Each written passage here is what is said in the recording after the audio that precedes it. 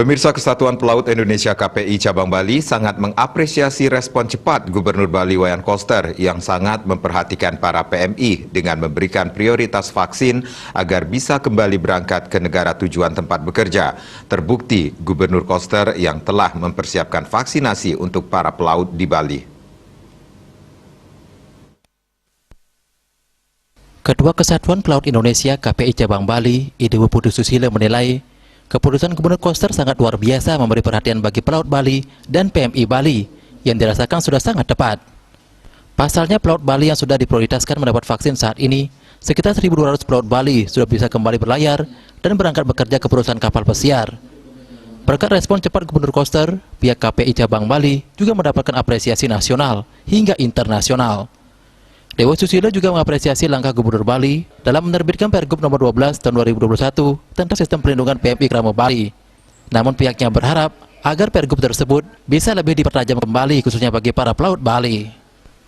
Dari 3.000 pelaut yang sudah menjalani proses vaksinasi kedua, 1.200-nya mereka sudah kembali bekerja di atas kapal, baik itu yang berdomisili di Eropa maupun berdomisili di Amerika. Jadi sekali lagi, tindakan Bapak Gubernur Bali ini sangat tepat guna, tepat sasaran, dan tepat waktu, sehingga banyak para PMI yang terbantu dengan proses vaksinasi yang dilakukan oleh Bapak Bali.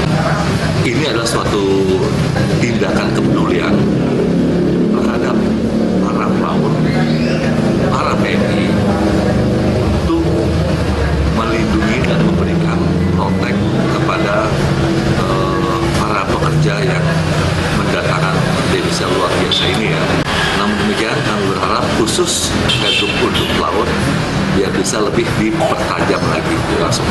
Kalau secara keseluruhan sudah sangat baik dan sangat luar biasa. Dewa Susilo juga mengimbau kepada para pelaut agar tidak terpengaruh dengan informasi tentang vaksin AstraZeneca. Pasalnya vaksin AstraZeneca aman dan penghentian sementara hanya pada kelompok CTMA V547. Andika